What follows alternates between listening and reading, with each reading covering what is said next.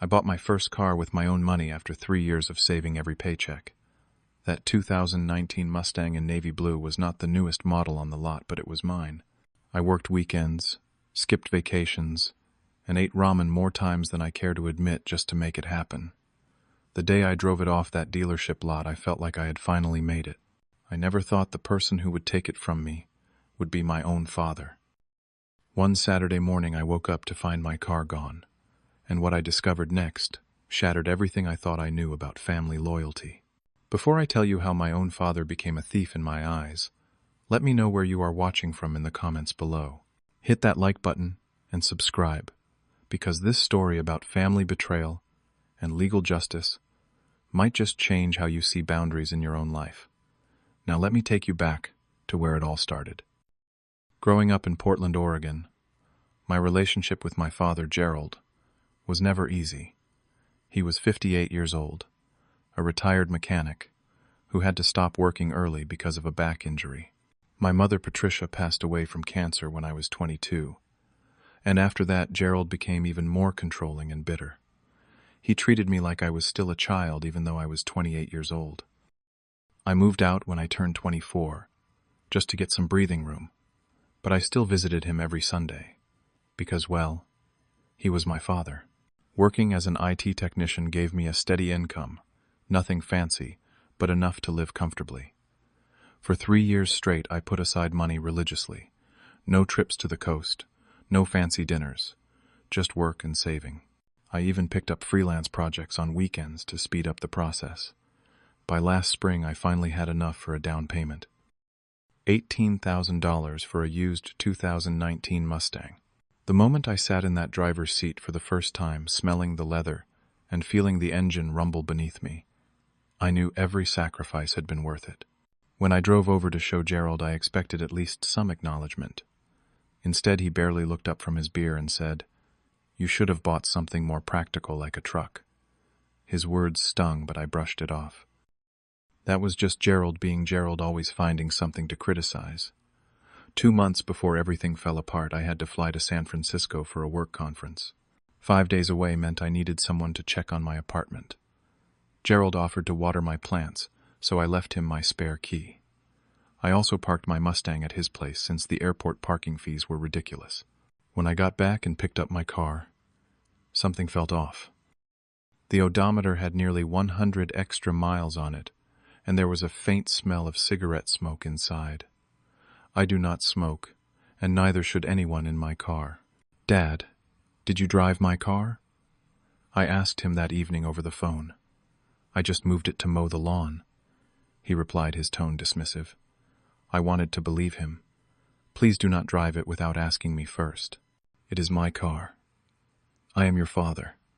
I can do whatever I want," he snapped back. That response bothered me more than the extra miles. But I swallowed my frustration, took my keys, and drove home. I told myself it was not worth starting a fight over. A month later, I had another emergency work trip.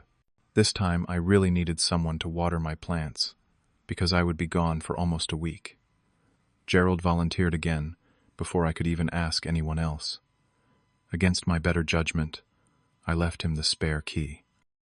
When I returned 3 days later than planned, I immediately noticed a fresh scratch on the passenger door of my Mustang, and that cigarette smell was back stronger this time. I called Gerald immediately.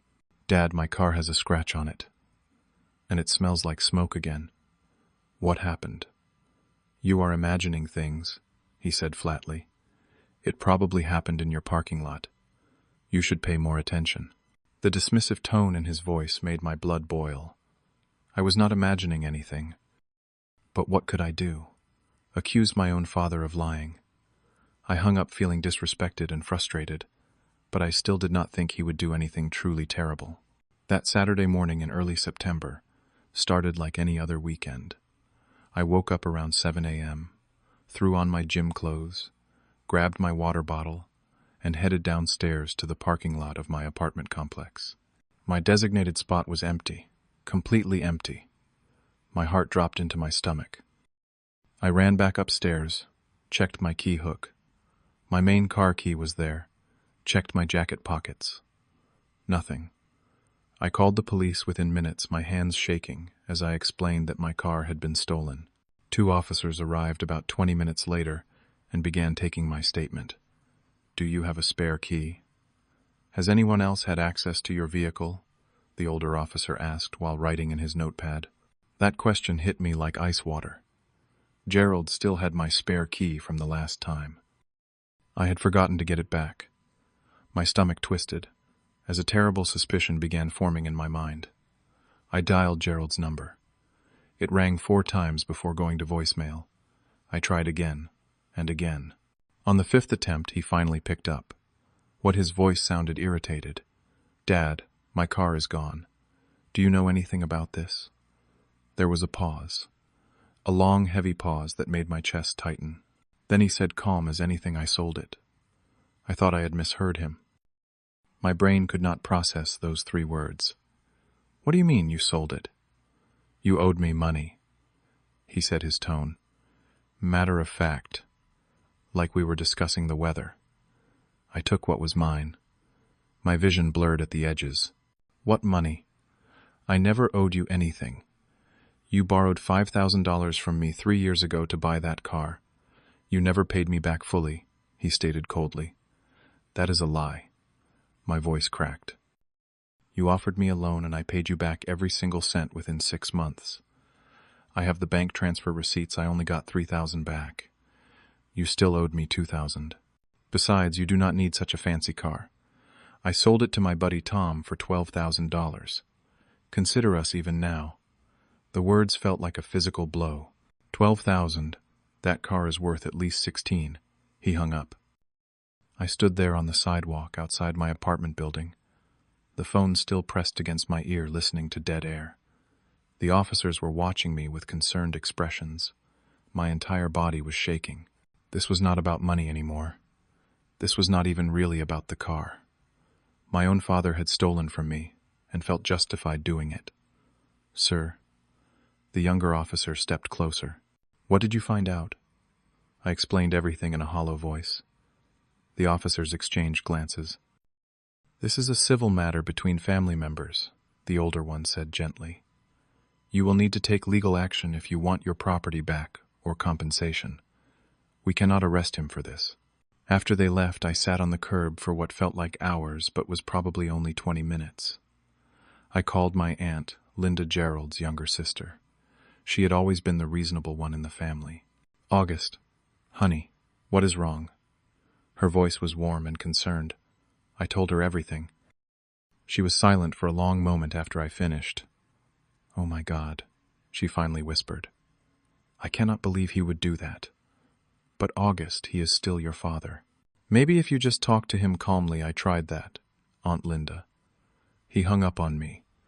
"Let me call him. Give me an hour, okay? Do not do anything rash." But I was already calling an Uber. I was going to Gerald's house right now. When the Uber dropped me off at the small ranch house where I grew up, Gerald was in the garage. The door was open, and he was sitting on an old stool drinking a beer, looking completely unbothered. When he saw me walking up the driveway, he did not even stand up. "Come to apologize?" he asked with a smirk. I forced myself to stay calm. "Give me my car back, or give me the money you got for it. Right now." He took a long sip of his beer. "You are not getting anything. You need to learn some respect, boy." I pulled out my phone and showed him screenshots of the bank transfers from 3 years ago. Every single payment I had made to pay back that loan. "I paid you back. $5,000 paid in full over 6 months. Here is the proof." He barely glanced at the screen. "That does not prove anything. I never got all of it." "You are lying," I said, my voice steady despite the rage burning in my chest. "And you know it." He stood up then, and for a moment I thought he might actually hit me. Instead, he stepped closer and pointed his finger in my face. "I am your father. You should be grateful for everything I have done for you over the years. That car was payment for raising you. Being my father does not give you the right to steal from me." His face turned red. "Get out of my house. Get out right now before I call the cops on you for trespassing." "Call them," I said quietly. Because I am about to call them on you for theft. He actually laughed, a harsh, bitter sound. Go ahead. No one will believe you. Family does not sue family. I turned and walked away, but I was not giving up. Not even close.